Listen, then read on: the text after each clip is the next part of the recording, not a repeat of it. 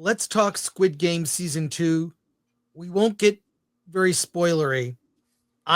First of all, I'll say I like this season better than most, but it's incomplete. I feel like it's almost, you can't review it because everything is unresolved. And I like the new characters. They didn't spend as much time as I would have liked setting them up, but I feel it's tough to give a judgment on season 2 because it's season 1.5. It's not full season. I liked what I saw.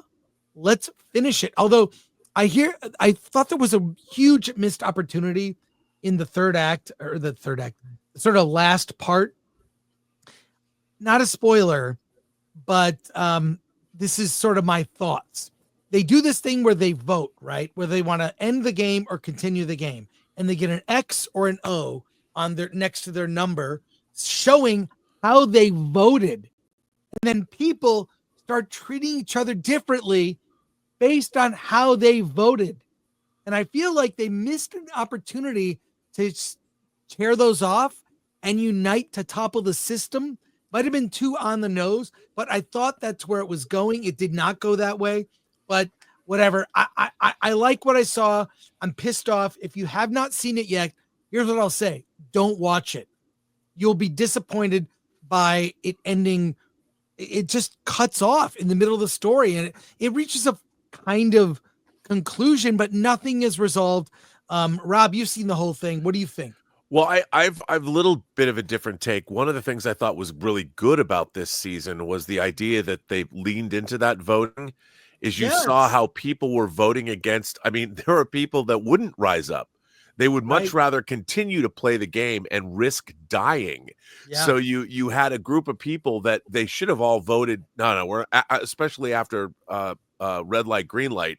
Mm-hmm. They should have just quit right then and there and got the hell out. But nope. That promise. I mean, anybody who's addicted to playing the lottery, I watched this and I'm like, wow. I thought the commentary on watching all these people vote against their own interests, vote against their own lives was very topical. I mean, I really thought that was a great addition to the story. And I did enjoy it. But like you said, you're in the middle of the season. There's a whole B story happening that just kind of fell by the wayside and it was just starting to ramp up. And you're like, well, now what?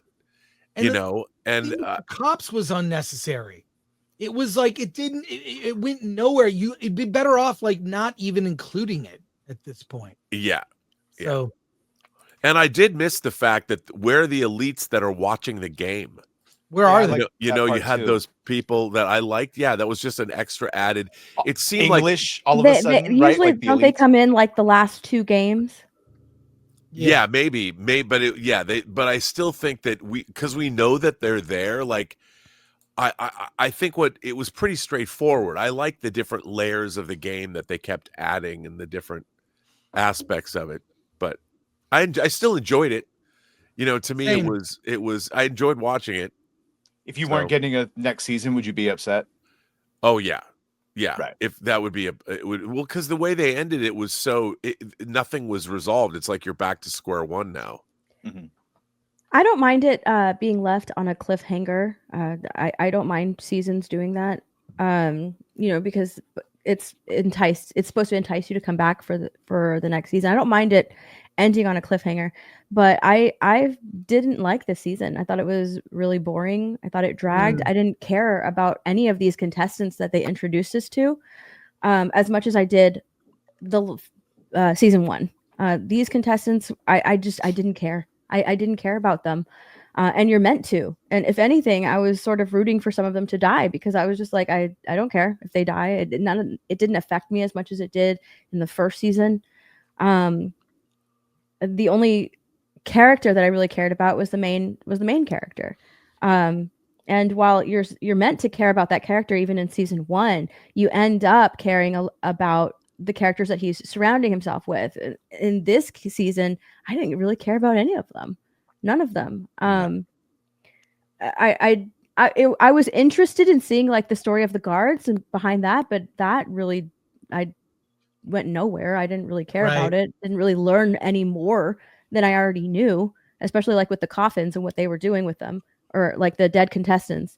and what they were doing with them. So that didn't really lead anywhere. The final episode, I think, like, is a lot of people's favorite, and it was just another episode that I was just like, okay, this is happening. Sure, we have this one person that can sort of do it all, leading the charge. And it was really disappointing to see the guy who kept, saying, "Oh yes, I was part of the military. I was part of the military." And you find out, like, was he part of the military? Because he's sort of wimping out. So is he lying this whole time? Yeah. And the trans person has to go and save everyone, not get hit by a single bullet. Like, I don't know. I just did not like this season at all. I didn't mind that it left off on a cliffhanger, because I'm hoping the next part is better than what they initially set up. And I think, like, maybe the only character that I cared about was the pregnant one, and honestly, I feel like I only care about her is because she's pregnant. Like, that's the only reason. I'm like, oh my god, I hope she doesn't die because she's carrying a baby. Like that's the only reason I care about her. Yeah. And in terms of, like, why all of these people, the only thing that I really liked about it was that the recruiter, when he went out into all of those homeless people and offered them, like, a lottery ticket or food, all of these people are making terrible decisions, maybe made a lot of bad choices in life, which is what landed them on the streets and, being homeless. And instead of choosing, food, they ended up making another horrible decision and, choosing the lottery ticket in hopes that they'll win the lottery. And that kind of sets up, all of these people choosing to continue on with the games, because again, all of these people are in the decision or in the positions that they're in because they made terrible decisions, and so that sort of sets up that story. So, like, I kind of liked that comparison, and them again being in these games, they have so many opportunities to go home, and they know what they're in for, but they're still making that bad decision to continue on and possibly die in these games. That's probably the only thing that I liked in this season. I'm hoping that the next part will be better. I honestly didn't like it as much as other people did, so I don't know. I like the mother and son. I thought that dynamic, that is going to go south. They're going to pick a game. They'll be on the same team, but they're really at odds with each other. That is going to go dark. And, and Thanos, I really like Thanos. I thought his character was kind of cool. Apparently there's controversy in real life because he actually was canceled in Korea for doing drugs. Yeah. So he's not in any of the promotional art or ads or anything. He was in one trailer, but there's controversy about him. This is like his trying to make a comeback. But I just wish they had advertised more forcefully. It's a half season or something.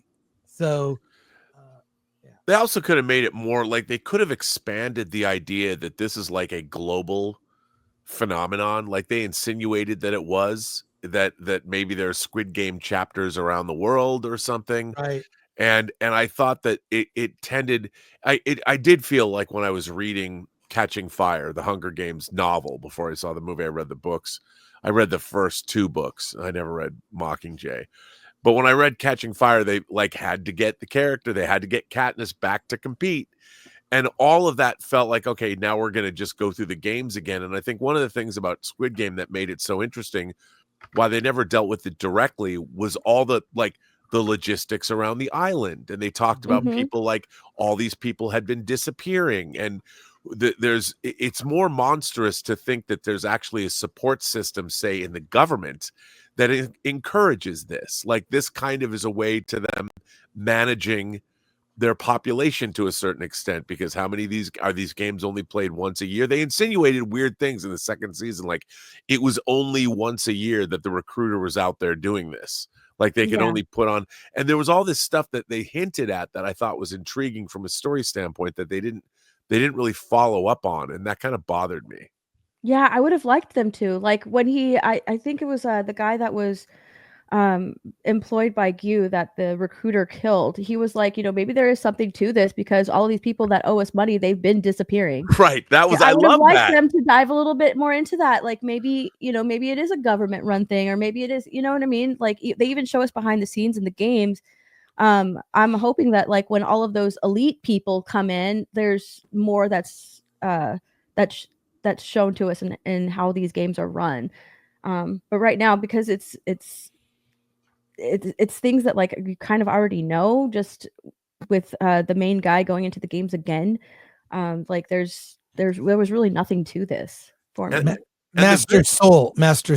You mean? Yeah. Oh, but the shit. games weren't as visceral Oh, shit. either. Like the games weren't like, I like the visceral nature of the fact that we all understood tug of war. Oh, shut up. Yes. Yeah. You know, and that so we could watch that game, and the tug of war game was more involving for us. But like that merry-go-round game, when they all had to run into when you're watching it, it was too complex to really, you're like wondering how this is going to work. And I was trying to figure out the entire duration of that game. I'm like, how is this going to work? Whereas with the games in the first season, you knew exactly what the problem was that they had to surmount during the game.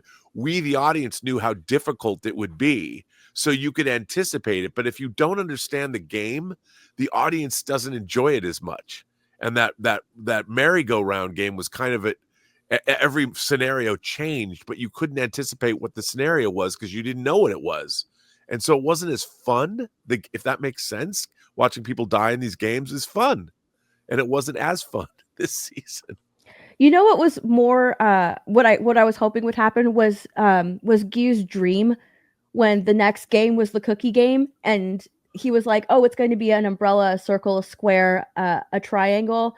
And then he goes in and he looks at the cookie, and it's this completely complicated cookie. It's nothing like what he said, and it ended up being a dream. I was hoping that was real. I was like, dang, that would have been a nice twist if these cookies were different. Like, it was good.